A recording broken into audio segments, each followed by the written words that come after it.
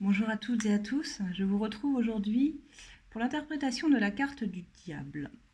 La carte du diable, étrange cette carte, pas toujours simple à interpréter dans les tirages.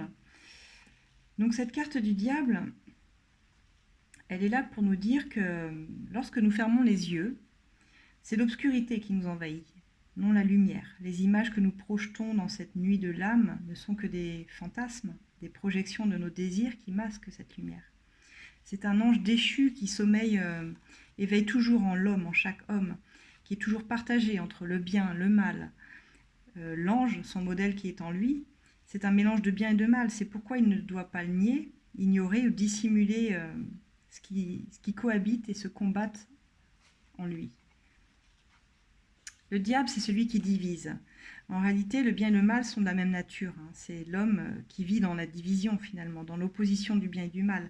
Or, la nature du bien et du mal dont il est capable, il en prend conscience dans ses actes, à travers l'expression et la manifestation de ses désirs également. Parce que désirer, c'est chercher, c'est aspirer, vouloir. Nous sommes ou nous devenons ce que sont nos désirs, en fait. L'arcane du diable, elle nous montre qu'on est enchaîné bien souvent à nos désirs, comme la mort l'est à la vie, dans un cycle en fait qui est immuable. Donc dans votre jeu, a priori comme ça on pourrait dire que cette carte-là, elle n'est ni bonne ni mauvaise, mais son apparition va vous faire prendre conscience quand même de quelque chose, que vous êtes la proie d'un désir, vous êtes l'esclave de vos désirs, d'une pulsion, d'une volonté bien irrépressible de faire ou d'obtenir quelque chose, coûte que coûte. Et c'est à vous de mesurer, de déterminer si cela est bien ou mal. Vous êtes votre propre juge, d'évaluer les conséquences, bonnes ou mauvaises, qui en découleront. Mais inévitables, par contre. Donc le diable, c'est ça. C'est une carte qui nous parle de situations parfois qui sont toxiques, mais quand même un peu plaisantes, dans lesquelles on a quand même envie d'y aller. Ça nous parle des emprises de toutes sortes, d'addictions également, argent, drogue, sexe, ça peut être tellement de choses.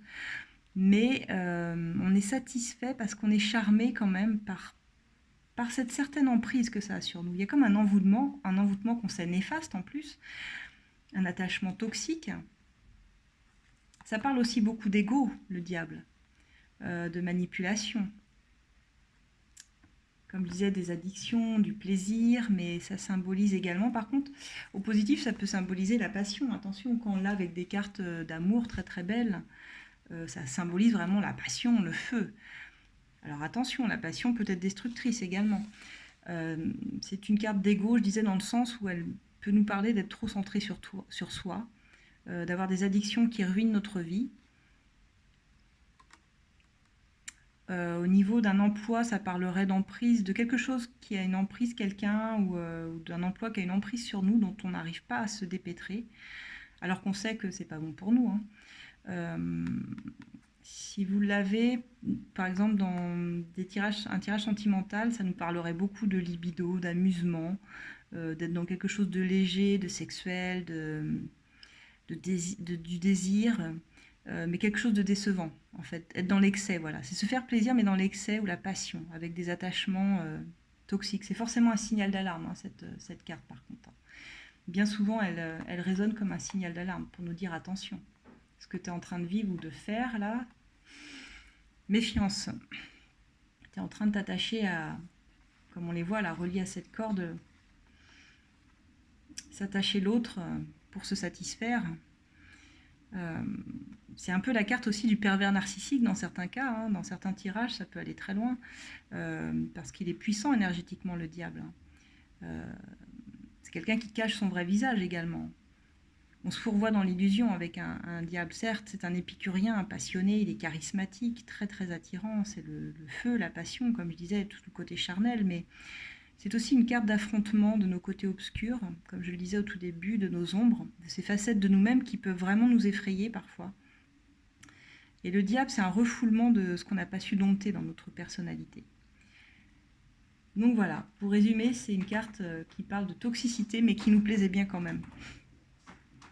Donc en carte de blocage, quand vous l'avez en position de blocage, cette carte-là, attention, il y a un réel danger. On dit attention à vos addictions, À quel point vous attache-t-elle aux choses et aux gens? D'accord? À quel point vous vous y perdez, en fait, dans cet attachement. Vous pensez avoir besoin de quelqu'un ou quelque chose, vous êtes esclave de ça, de cette personne, de cette chose, et il est temps de vous en libérer. Il y aurait des liens à couper. Un retour à l'arcane 13. Ça démontre forcément une situation un peu toxique quand même. Donc attention quand vous avez la carte du diable. C'est le petit panneau danger.